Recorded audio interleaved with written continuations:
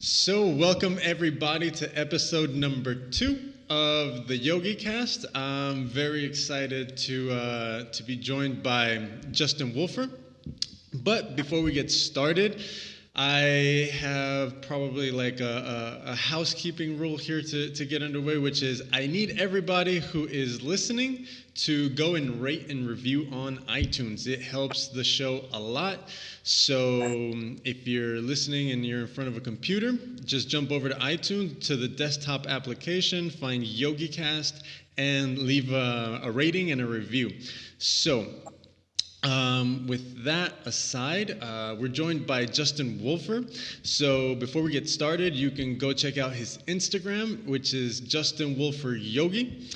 And make sure to click the link in his bio for anything course related or workshop related that he might be doing. So since people will be listening to this a couple weeks down the road too, I won't mention any specifics. Just go check out his link in his bio to make sure what's the latest.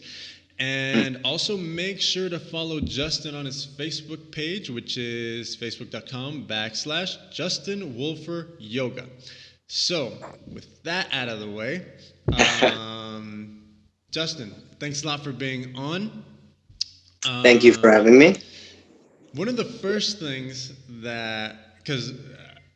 one of the things that I really like about recording this podcast is that it gives me that excellent excuse to go and basically go all the way back to your first post on Instagram and check out all your pictures.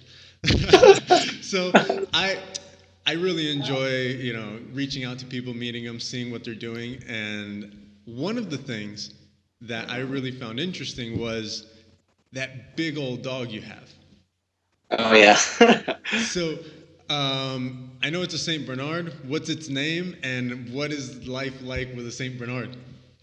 Wow. Well, her name is Selma, and she's about 150 pounds. She's a massive, almost like a little bear. But life is so wonderful with her. 150 pounds. Yeah. It's not so easy to keep the house clean, she's always shedding and whatnot, but other than that, she's such an amazing, gentle soul. And actually my girlfriend, who, when we first met, was extremely scared of dogs. Really? And she thought that was the beginning of the end right there, that I had a Saint Bernard. And Selma actually cured her of her fear of dogs, which is really cool. So, she's an amazing, gentle, big, cuddling soul. So what out of the millions of species of dogs out there, what made you want to get a Saint Bernard? It's a good question. I don't know. She was I wanted to get a dog, and, you're going through that whole phase of, whether or not, this is the right time to do so. And I said, well, you know what, I'm going to go check out this little Saint Bernard and see what she looks like and everything. And the moment that I saw her, I knew that I had to, that she was coming home with me. And she's, we've just kind of been inseparable ever since. But when I first got her, she was something like 6 pounds. And so in the first year, she was growing like almost a pound every 2 days. So, wow. Yeah. That's nuts. So how much does a Saint Bernard like eat on a regular day?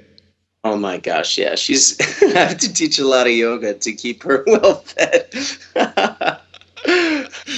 Part of the motivation is to keep her in. We got a French bulldog about 2 or 3 months ago because we were just walking into a store to buy cat food. So we were there getting cat food, and all of a sudden, and I always told my wife, I was like, I never want a little dog, blah blah blah blah blah blah. And I saw the French bulldog looking at me behind the glass, and it's those moments where it's like, I have to take You're this dog home. powerless. Yeah, it's you're absolutely powerless. It's too unbelievably cute, and you have those moments definitely. And that's it's funny, whenever I walk her in town, and she gets a ton of interest in everything, and a lot of little girls come up to her, and they'll look at her at their daddy, and their daddy's like, no way, no way, thanks a lot, dude. now I have to get You're now I have like, to get a dog. they say you own it, you pet Yeah. it, but that's it. Right. Right. Yeah. All right, I was curious because I saw a dog in a few pictures, and man, it's a beautiful dog, really. Awesome. She's awesome. Yeah. So one of all right now, enough with Selma because now we.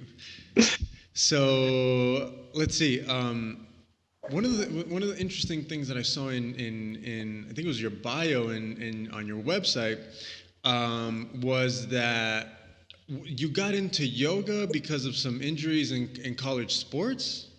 Is Hmm. that kind of like where it started? That's definitely where it started. I didn't get into yoga right after college. I kind of my college career ended, pretty poorly. I had a bunch of injuries, and um, What were you playing? I was a baseball player. Oh, really? Yeah, What position? I was a catcher. You, So I that's a tough job in itself. And Yeah, man.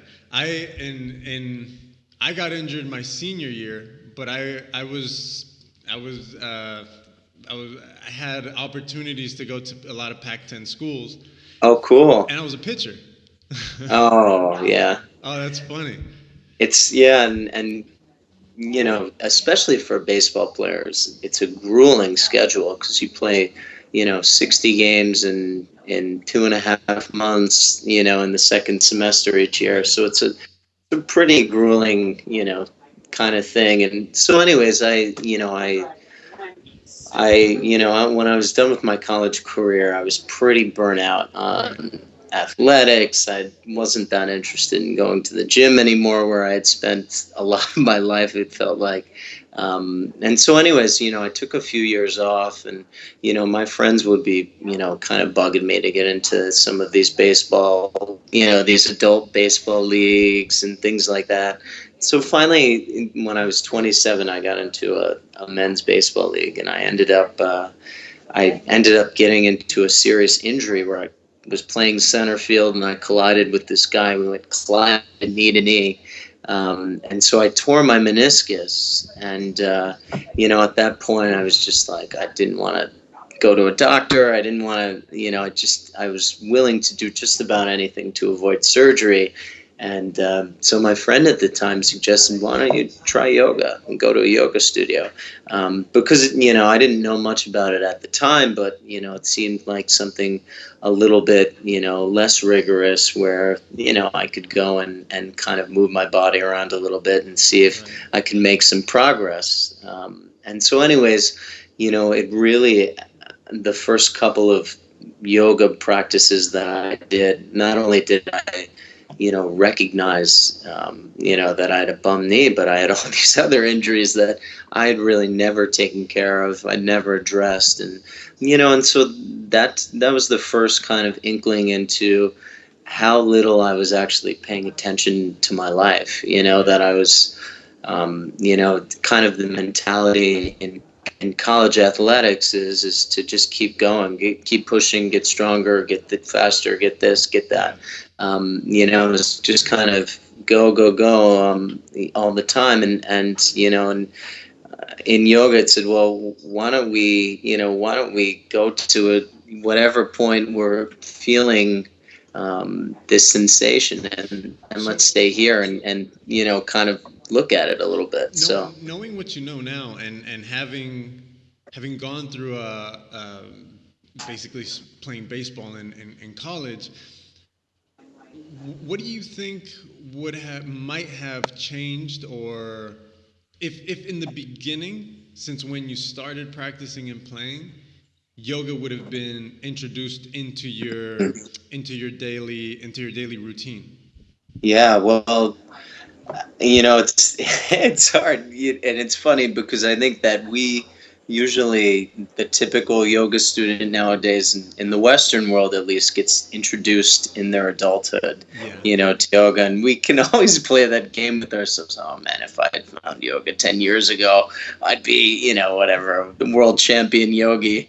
But absolutely, I'm really, especially with the mental aspect of yoga. I'm very much into working with youth, young athletes, because especially I think again that they get instruction on how to use their bodies, but they don't get a lot of instruction on how to care for themselves, and how to deal with the mental strain of being an athlete, being competitive, and having all of those expectations. And as you advance in your athletic career, the expectations just get higher, and that's not to say that that doesn't happen in yoga too, that we are a competitive society, and as you get better, you expect more from yourself and all of these things. And so it's a fascinating thing for me that that I take a step back, in my own practice, and I love to kind of,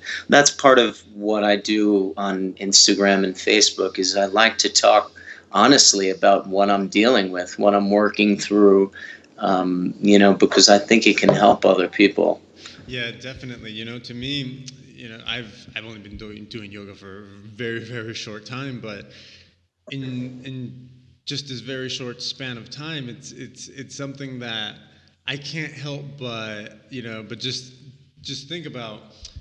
I think a lot of the times, coaches, especially for kids when they're starting, like little league, even elementary and high school, they have a concept of the game mechanics, but they don't have an idea of how to, and just to keep it simple, how to properly stretch a body to begin, Sure. you know, Yeah, yeah. and it's, Yeah, and then again, it's the emphasis is, and it's not to say that this is um, a brutal society or anything by that measure, but the emphasis is that these kids need to be pushed. They always need to be pushed harder and stronger, and and that's kind of how we're going to prepare them for the future. That you keep pushing these kids and prepare them for college and all of these things, and you recognize that there's a point where you push too hard, and we find that in our yoga practice, that it's very very easy, just because you're on a yoga mat, to push and to get into that mindset of that I'm somehow going to stretch my way to enlightenment, or I'm going to, whatever it may be, that I'm going to push myself to happiness and to joy and to a greater connection with myself, when pushing is only one aspect, I think, of what we're here to do and what we're here to figure out, and it's only one direction of the body, so and tying into what you're saying about just in general the concept of joy and happiness. I've also seen that you really live in, you seem to live in a place really surrounded by nature. Am hmm I right, wrong? Am I yeah, on the right track here? absolutely, So, absolutely. I mean, I think a lot of people would really enjoy living in a place like that, but jobs tend to be in cities. I mean, Mhm. it's hard to commute, so on and so forth. But to you, what has living in a very natural environment added to you as a person, and then also to your practice? What does that give you? Yeah, well, I'm very, very fortunate. And again, this sort of ties back into Selma, that the conversation that you have when you're speaking to a landlord about renting a place, and you see that they allow dogs.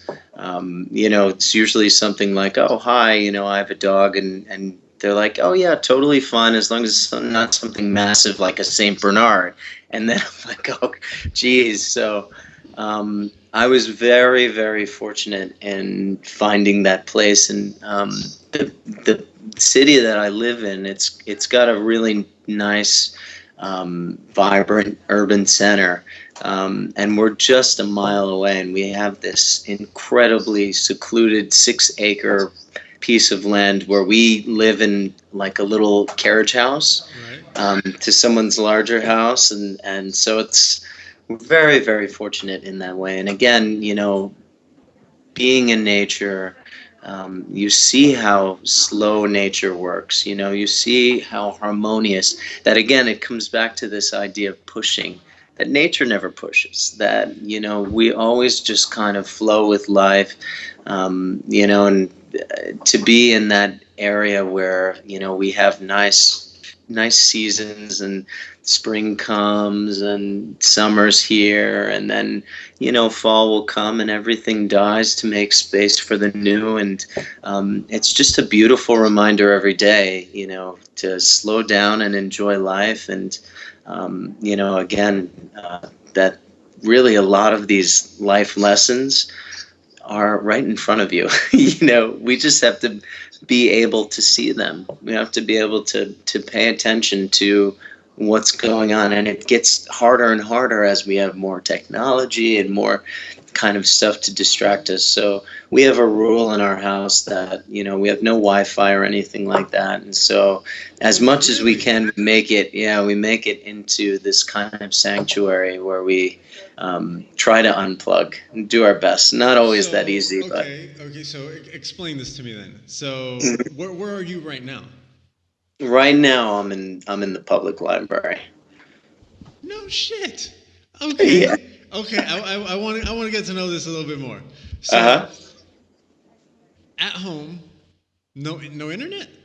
No, well, there's phones, and I totally sometimes get yelled at for being on my phone too much, but we try our best. No, but I And again, think I like that idea of no Wi-Fi. That's yeah, interesting. and I think again, it's so healthy for your mind to say that, all right, this is the end of my day, and I'm not going to do any more work today. Because I Yeah. think that we always, while we're working, our mind is somewhere else. We're wishing that we were playing. And while we're playing, our mind is on work. What do I have to do tomorrow? What do I have to do?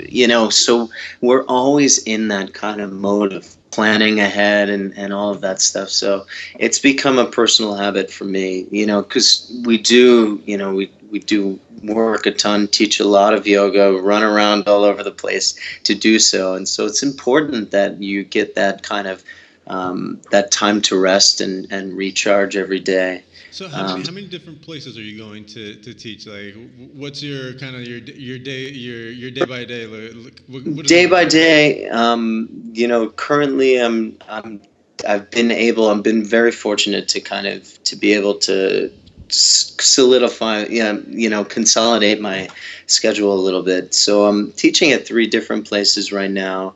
Uh huh. Only one is a yoga studio, and a lot of it is kind of private work. Okay. And I'm starting to teach, different areas. I'll be in New York City this weekend teaching in Brooklyn, which is very, very exciting. This weekend Um, is would be June what? 21st, June I twenty think. first. It's at 21st, 21st. Yeah, something like that. yeah, Yeah, something like that. and it's at Shambhala, right? Yes. Yes. Mm-hmm. Okay. Mm-hmm. Yep. So, yes. So right now, yeah, I'm doing a lot of, again, the summertime, especially for me, because I think people are more apt to be outside. We have an outdoor program that we teach yoga in the park. I'm teaching a special class for little kids in the park right now, and so as much as we can, we want to Okay. be So outside. here's you have um, a particular focus on, I guess, just to summarize it, just to keep things a little slower, a little bit more mindful, more conscious. How does someone that discovers yoga that might be, I don't know, might have, let's not even say a corporate job, just a regular Mm-hmm. job where they have a boss, they have things that they have to do, so on and so forth. What kind of transformations do you begin seeing from a person that discovers yoga through you, that just sees it as stretching, into Hmm. being influenced by these ideas and this point of view? How does that impact this person? Well, and I think the first thing that we should all recognize, no matter where we are in our yoga practice, is that we all kind of came from that space. So it's important to recognize, even 5 years into your practice, of where you came from, and that somewhere along the line somebody really connected to you. And so I'm not I'm not in a big rush again to try to bring a lot of these heavy subjects into a yoga practice. What I'm looking to do is to connect to where the student is, and little things that we can do to kind of take a step forward in our lives. And again, we live in this society where we're rushing all the time, and most of us don't even know why or where we're rushing to. And so, if we can take a pause, a step back, and think about that, think about, maybe I should think about where I'm going to place my foot for this next step. It starts to make a world of difference. And you'll notice that students that you do make that connection to, they come back and they want to learn more. And that's what's important. Is that it's not about kind of telling everyone how to think, telling them how I think, but making these practices relevant to them, Right. because the world is constantly changing. And so it's important that we're not too rigid in our own thinking to change with the world, so that, ultimately we can serve it to the best of our ability, So I think that that's a tough kind of phase that we're in with yoga, because now we have all this technology, we have social media, we have all of these things going on. Some people are saying, well, this social media is ego and da da da da da. And, of course, it's a good kind of conversation to have, and we should continue to want to evolve as a Yeah. community. I want to get into that a little bit later, Okay, sure, because yeah, I kind of want to end with the Instagram whole sure, question, so on and so sure, forth. yeah. But because really, the excuse to record this podcast was, let's get to know the people behind the social media, and let's get Sure. so the yoga people behind the social media. And so yeah, so I want to get to that later, but kind of changing a little bit in direction right now, and going more into the, I guess, let's say, the technical part of a whole bunch of things that you're doing in yoga, with yoga. Um, I see that you lead a lot of teacher trainings. Mhm. So how what was kind of your evolution into having your own practice, to saying, hey, this might be something that I want to work in, and that I Mhm. might want to do? And then what steps did you take, and maybe what you know and what enlightening things happened to you along the way to bring you to this point? Because I see Oh. that you're leading, that you led. I think the which one's no, Pumpkin Hollow already passed, but you did something in Pumpkin Mhm. Hollow.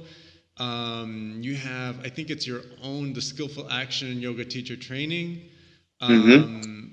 You're founder of Yoga Saratoga's 200-hour Skillful Action Teacher Training, and you have a retreat in Costa Rica, right? Yes, yes. That's a bunch of stuff. Yeah. So, I guess the first thing is, how did you decide to, like, I can probably make, or not even make, I would like to teach yoga? How? Sure. Well, once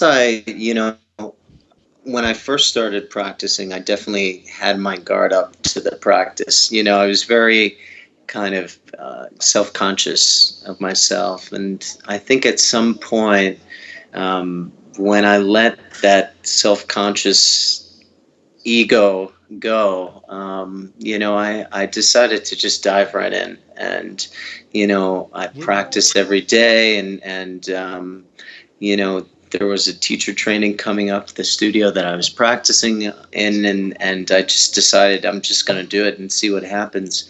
And right away, I knew that I wanted to teach because this practice had given me so much, and I wanted to show other people, the power and the transformation that can happen when you practice yoga. So that Could to me could was you really go clear. a little deeper into that idea of you were feeling self-conscious in your practice? Hmm. Because I think for a lot of people, when they discover, you never know who's the first person in social media that you're going to discover that does yoga. So imagine it's you. Imagine Hmm. my first search on Instagram for yoga leads me to a picture of yours.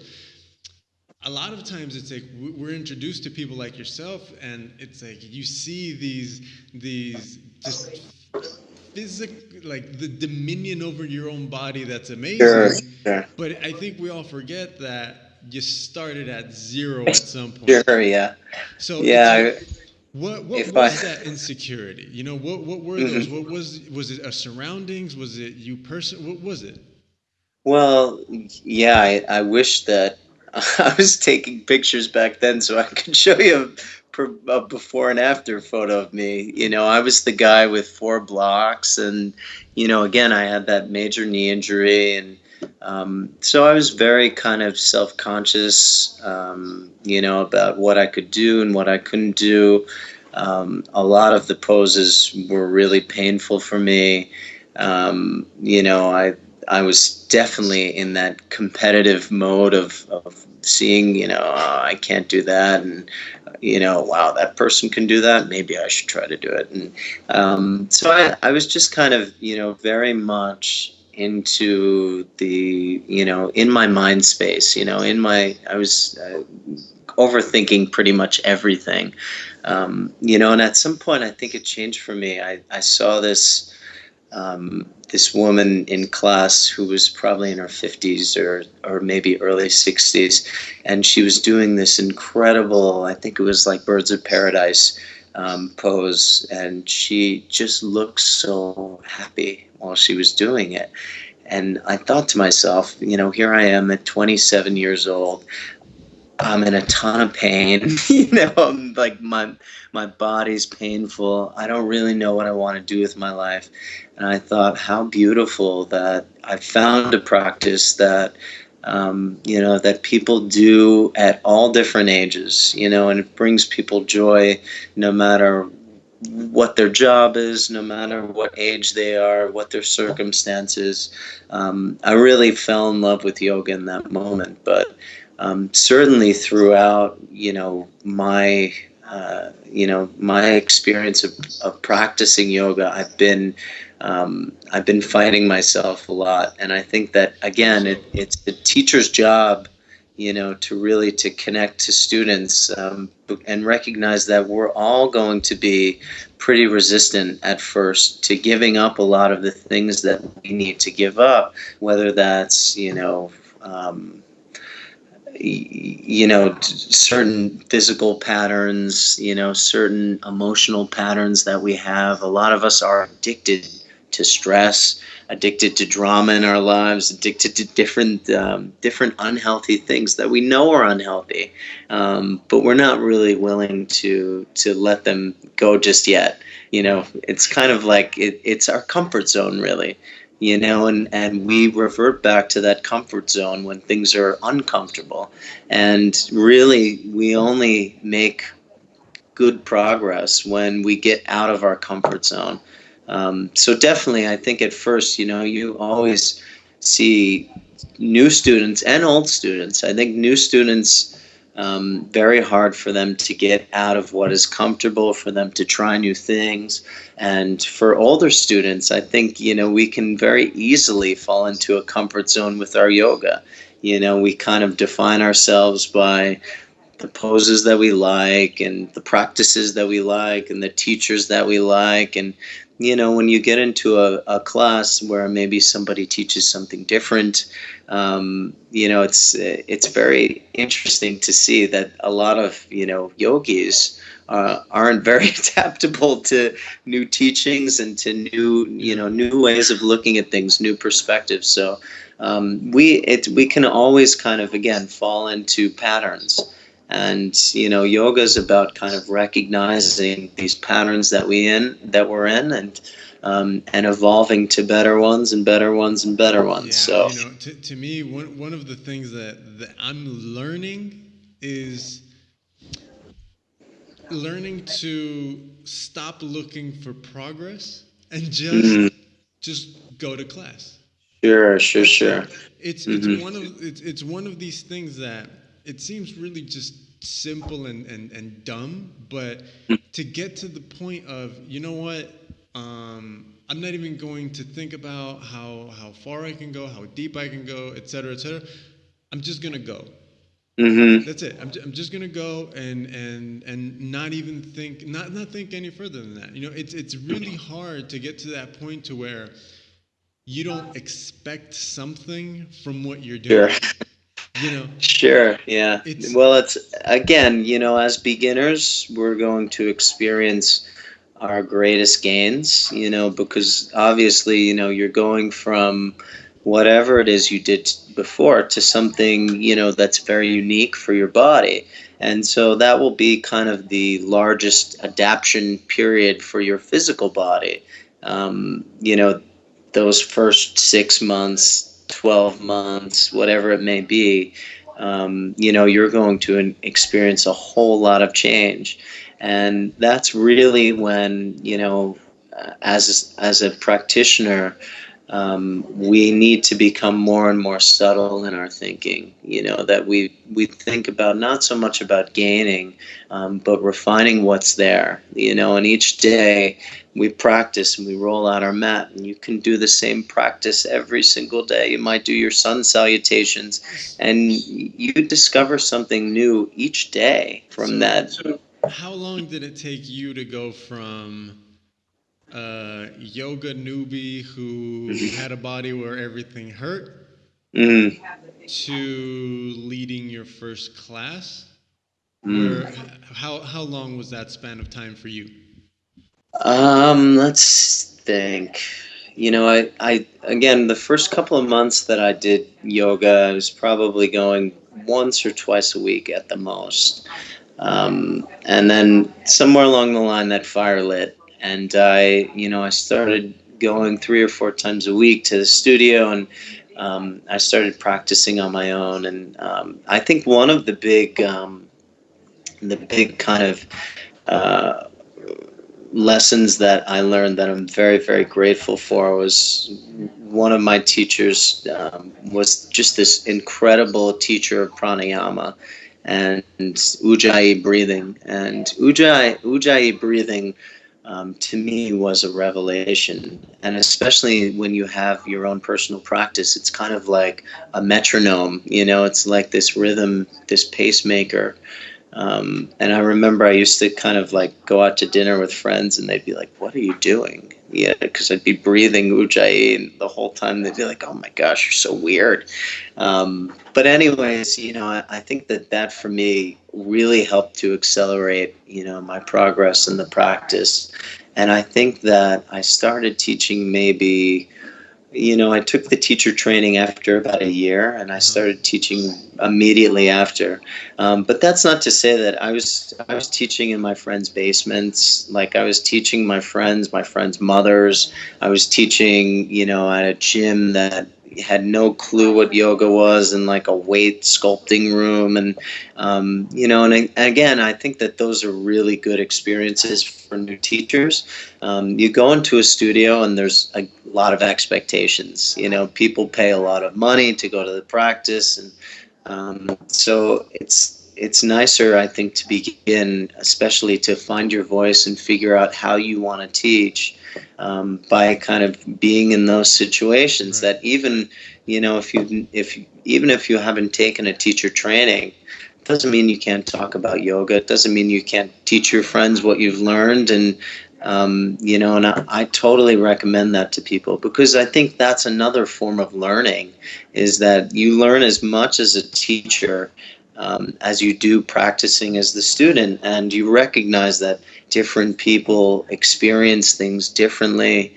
And you also recognize, though, that everyone's going through the same stuff you are, So it's a good kind of life lesson that, even though we may have we may have unique stories in the sense of, our accomplishments and our pain and all of these things. We're also similar in the fact that we all desire joy and love, and we all have some sort of pain in our lives that we're working through. So with all your experience, you begin teaching, and then you eventually evolve into a teacher trainer. So what is it about the Saratoga 200 hour that makes it particular to you? Because even the title's interesting. It's the skillful action teacher training. Skillful action. Yeah, again, I think that, when we talk about Dharma, the idea that, that we all have duties to fulfill in this lifetime, a principle of yoga and the Bhagavad Gita, that we all have a unique Dharma, that we all have unique skills to fulfill that Dharma. And we certainly all have talent, we all have talent, we all have things that come very easy to us. And the idea of skillful, of using it in some way that benefits the world, that there are a lot of incredible people with wonderful skills that maybe aren't applying them well,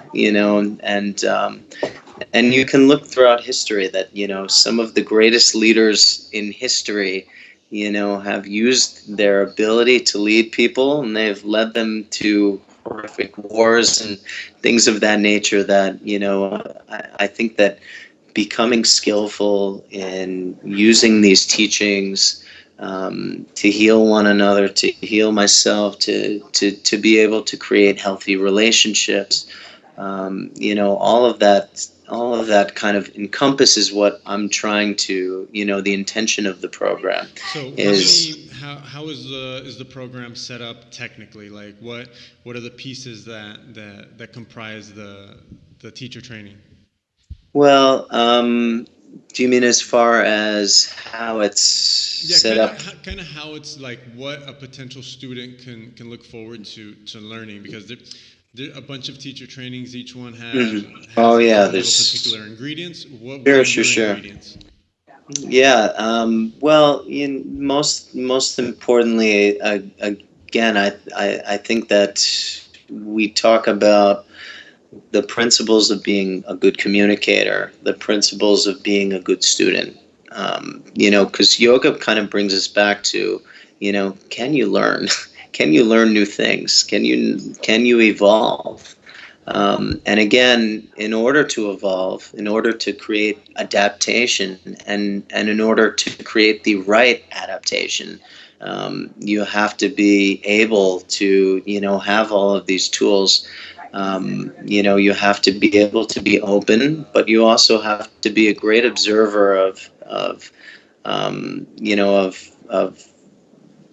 why it is that I want to go in this direction, and what has prevented me in the past from going into this direction. So in yoga, we kind of look at things, at least I kind of look at things from three distinct timelines. You look at the present moment, and then you look at the present moment as a result of your past and what led you to this moment. And the present moment can be a really great thing, or it can be like, oh shit, I'm really not prepared for this moment, and if that's how you feel, then, that's something that we should look at. Well, what did we do, because your present moment is really the sum of all the things that you've done over the past year, 2 years, 10 years, whatever it may be. So looking at this moment, and understanding, what I didn't do, maybe that that I want to add, as you're alluding to, the idea of ingredients, that being a good yoga teacher, being a good person, it's like being a good chef, that you want the right ingredients, but it's not enough to have the right ingredients. There, you have to have the right order too. You have to, a recipe requires that you cook one thing before the other thing, because one thing can bring out the flavor of all the other things. Yeah. So again, it's, I like to keep this program as organic as possible. The students really create the program. It's practice intensive, meaning that we do a lot of self study, because I believe that that is an important ingredient, into being a good teacher, to being a good human being. That if you're not doing the work, not only is it going to show, but also it's gonna kind of alienate you from giving other people advice that you're not giving yourself. Right. So, geez, I S- mean, I could talk, I just could talk about the And program. about okay, so I mean, it's all really interesting because one of the things that just comes to mind is because I want to get into the Costa Rica retreat, and I want you to tell me a little bit about it. But one of the thing that kind of begins to make sense to me now, because when I read a little bit about the Costa Rica retreat, and one of the things that kind of that kind of I don't know, it just struck me personally was a phrase that went something along the lines of, if you can go and like discover, I think it was the island or something like that on your own, or you can stay with the tribe. And I don't know Mhm. why, but it was an interesting way of putting it. So what about this idea of everything that you believe in spiritually and metaphysically? What is it that leads you to put on a yoga retreat in Costa Rica? And what is this idea of tribe? What is this feeling that Mhm. I feel that you're trying to get at there? Mhm. Well, yeah, firstly, and who wouldn't want to go to Costa Rica? When we've been looking to, because there's long, long winters in New York, especially in upstate New York, and we were looking at, putting together a retreat, and this place specifically, Samastiti, it just, it was if I made that retreat center myself. Like it embodied all of the things that I thought were important. For It was example, what? this open air studio that they built without using heavy equipment, heavy construction equipment, Right. that they didn't disturb the land, or at least as minimally as possible. And it's a complete eco center where there's no Wi-Fi again, and you know it's next to an organic cacao plantation. So there's raw chocolate, and it's just set in the most pristine possible environment to practice yoga. So that to me was like a match made in heaven. Right. And then the idea, again, of tribalism, or of creating a tribe, or a sangha, as we say in yoga, a positive association. Um, the idea that all of this stuff is really worthless if we can't create these good relationships in the world. That the practices that we do, they should be enriching all of our relationships, and that being our relationship to ourselves first and foremost. A lot of people go looking for love, and they look for another person to heal them. And yoga is really about healing yourself. And when you recognize and heal yourself, and you can see yourself clearly, and who you are, you're more able to see other people clearly. Do you find that the people that you teach, or the people that you train, do you find that after the class or after the teacher training, do you find that the group sticks together, or do you see that there's individuals that just keep in touch more than others? Hmm. How is that? Because it's interesting because you're dealing with a lot of people. You see a lot of Yeah. people. You develop a lot of. I think you and a lot of yoga teachers will touch people in very particular ways emotionally. It's like, so do you find that you're, I guess, building this tribe day after day, class after class, or is this something where it's a little bit less, how would I say it, less, with less of a central point, and everybody kind of goes off into their own, but with one common Hmm. mentality? How is this tribe that, I guess, you're not consciously building, but kind of building? How is the dynamic working? Well, it's, probably, to answer your question honestly, both, eh, that there are a lot of people that kind of come and go. There are a lot of people that,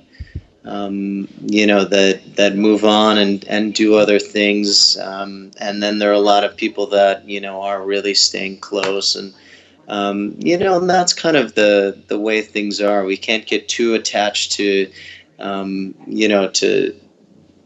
to having everyone, kind of be in this one little centralized unit. Although it's nice, and I make that clear that that's always available to the students. And one thing that I think about the teacher training, especially, that is dear to me, is that students know that, it doesn't end, after our 200 hours are over, that, it doesn't end after I have your money, so to speak. It's because I think that it can quite look that way a lot in a lot of teacher trainings. And I know that I felt that way at certain times, that, spirituality almost in the Western world seems like it needs to be bought Yeah. sometimes, that you have to pay for it.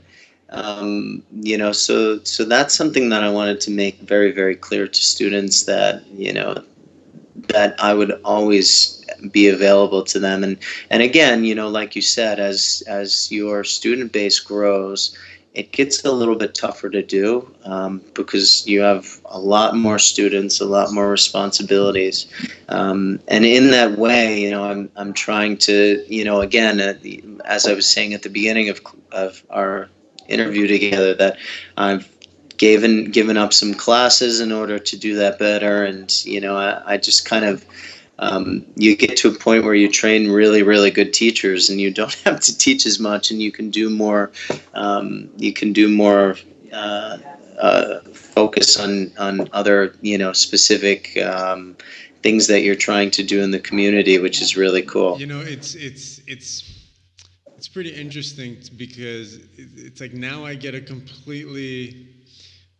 much clearer sense of, especially the Costa Rica retreat, because it's like, I think text can take you so far, Hmm. but until you actually sit down and talk to somebody kind of face to face, it's like, now it's like I begin to tie in so many things that it's like, oh yeah, this all makes a ton of sense. Mm. The skillful action teacher training, the yoga retreat, and I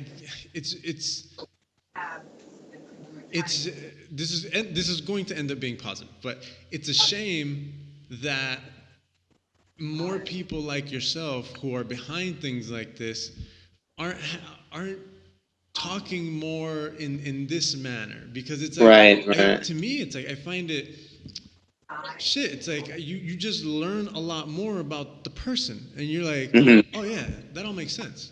I begin to understand a lot more about even about your pictures, because I think pictures oversimplify things a lot. You know, Sure, sure. I think one of the things that people criticize maybe Instagrammers for let's say an egotistical approach to X, Y, or Z or whatever, is that a picture's not talking to you. Right. You know, you're not given the opportunity to listen to Justin, you know, give his shake on things and say, look, yeah, I'm taking pictures of myself, but this is everything that's behind it. Mm-hmm. Mm-hmm. You know, and I, after just really two interviews, this is really, man, it's really enjoyable because you get to see what's behind it, you know, and it's Sure, very. yeah. It's a fantastic idea, yeah, and I got to, to listen to your first one, and yeah, right away I thought, what a wonderful idea. Really is a, So go ahead. no, sorry for interrupting, but you know, it's I don't know. I guess to me personally, I'm learning a lot as well because one thing is I really like to find excuses to connect with people. Yeah, Sure. it's one of the things that I really enjoy doing. So I started working in a company that deals with yoga. I started yoga, found it boring, stopped, started again. Now Yeah, I'm on my own 30-day challenge. I'm completely cool. hooked. And my own neurotic self says, I got to do something more with this. So then comes this idea. But Yeah, but and man, that, it's and that's something that that this year with our teacher training we're doing is that, again, I think that that's a really powerful thing is that, people think that they need to practice their yoga in the same way that everyone else is practicing their yoga. And I think, using these practices in creative ways, such as you're doing. We're actually I'm working with. We have a couple of college students in our training this year, and one of them is an anthropology major, and we're looking at who's going to yoga classes, and we're doing a study on oh, that's cool. yeah, are we underserving certain populations, and I think that it's quite obvious that we are. Yeah, um, everybody. yeah, right, Because exactly. you know, it's my own personal experience. It's like literally, it can help everybody. Right, I right, mean, right. I think it can unasshole people very fast. Mhm. I know that's that should be one of our main marketing tools. Yeah, because you're faced with the reality of you're weak. Hmm. Let it go. It's fine. Hmm.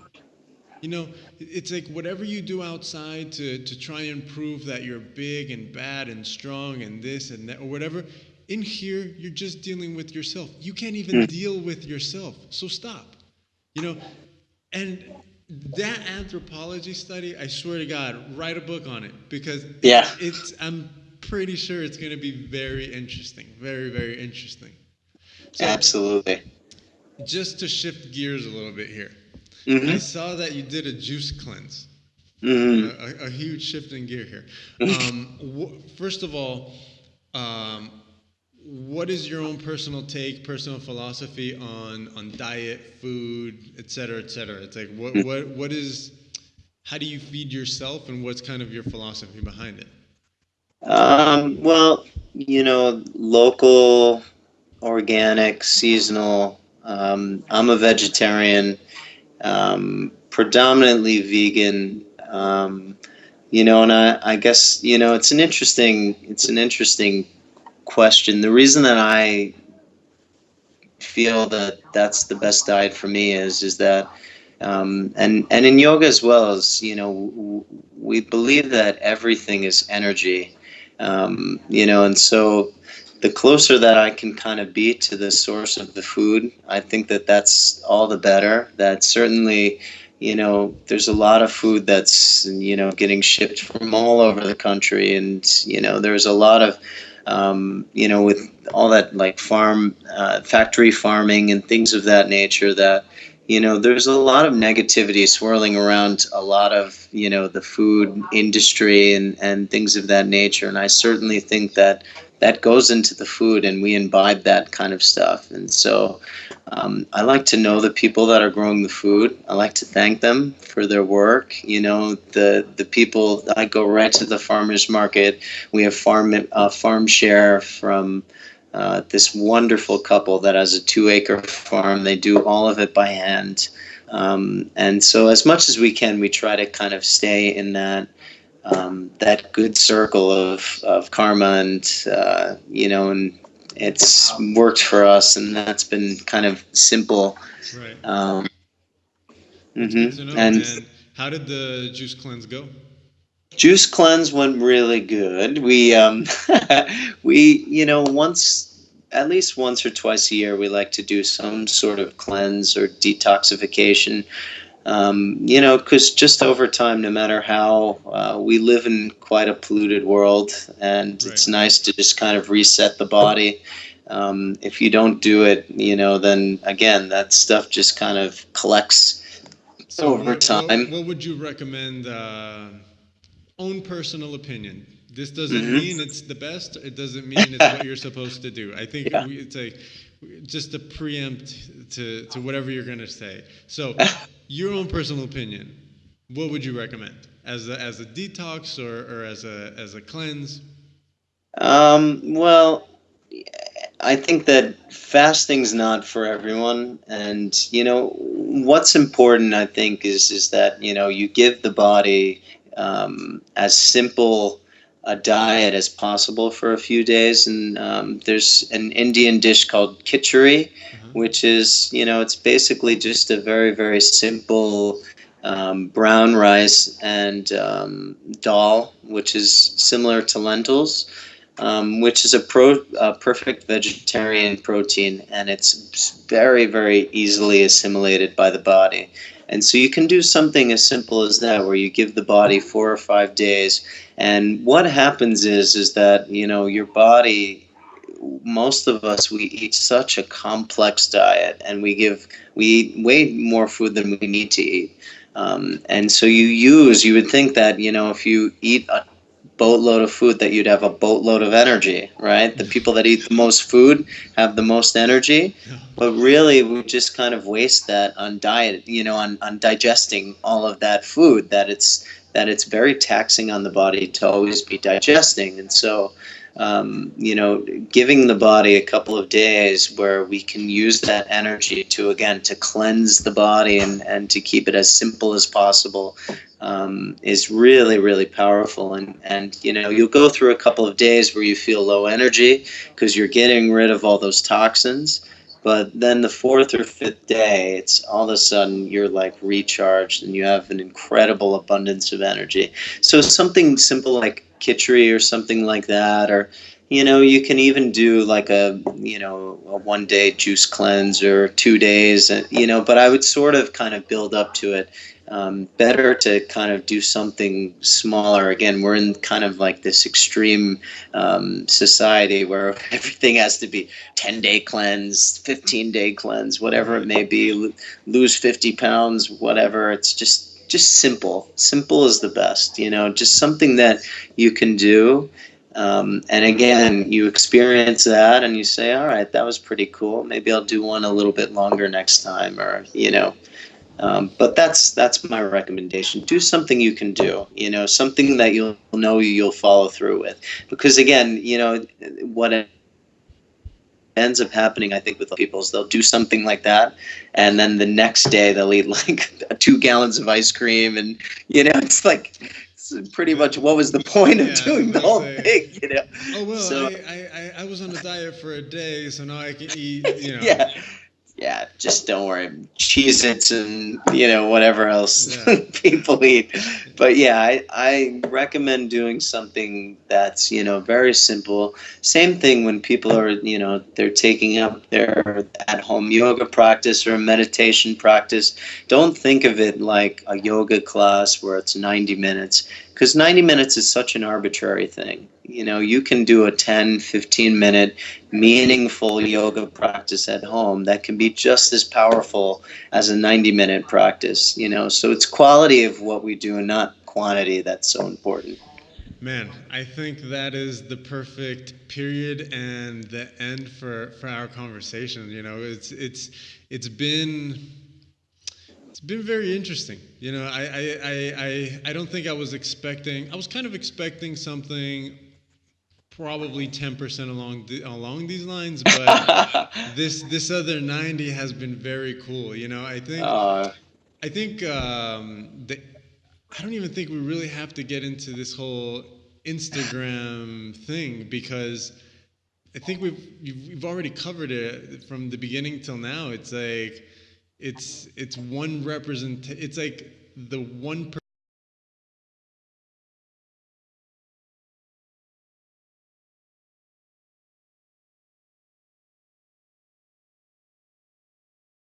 minor technical difficulties, and we're oh, back. sorry.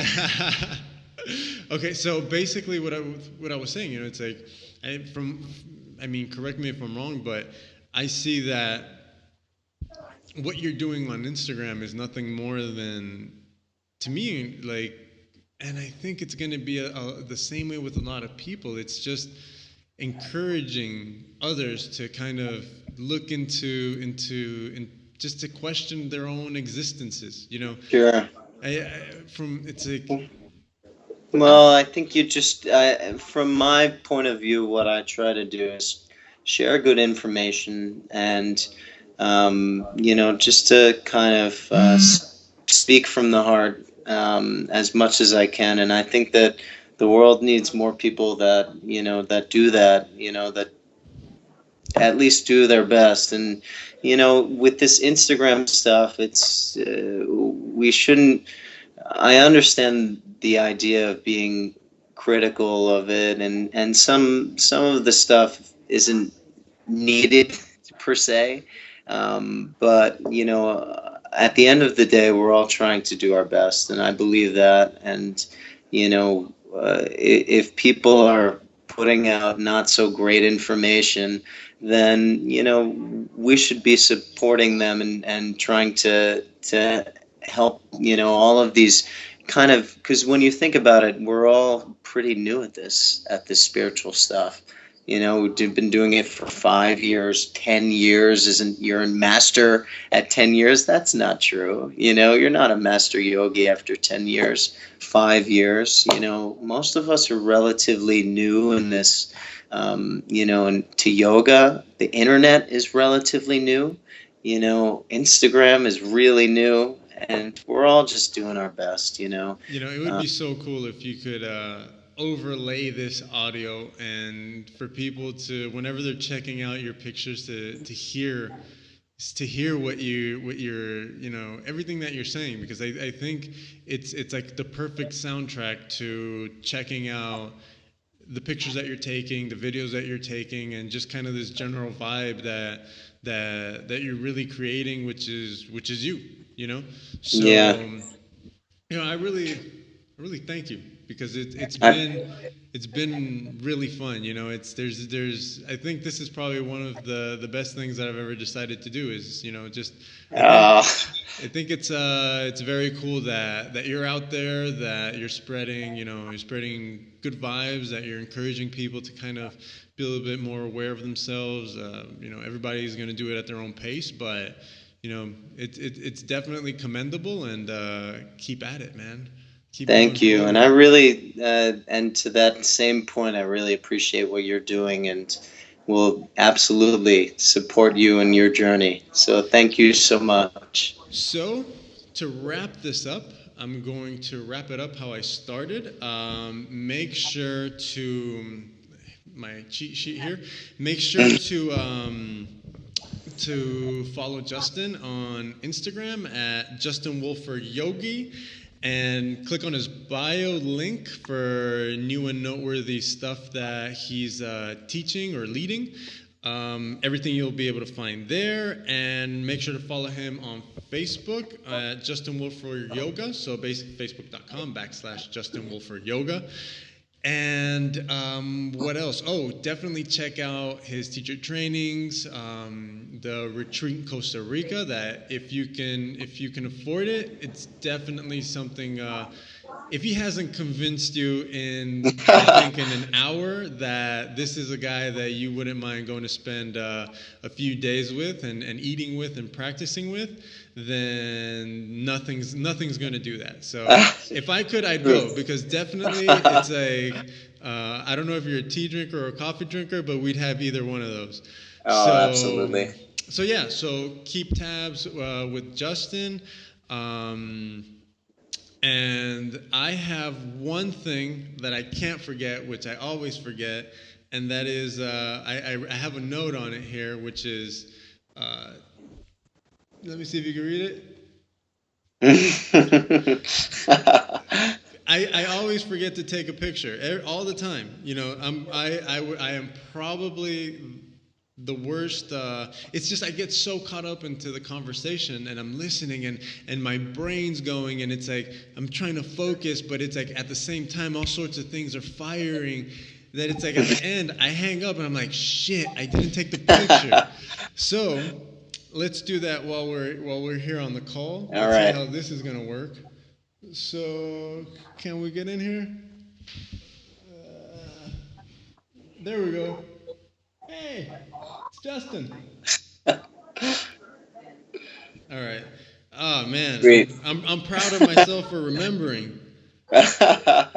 Okay, cool. So with that, any last things you want to say? People you want to give a shout out to? Companies that support you, that you work with? This is the time. No, just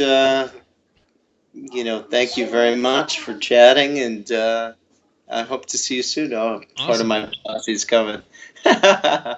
So yeah. So everybody who's hung around for the hour or so, thanks a lot for listening, and stay tuned for the next episode. And I love everybody. Bye bye. All right. See you later, Bye. man. Take care. Bye. All right. Thanks. Be good.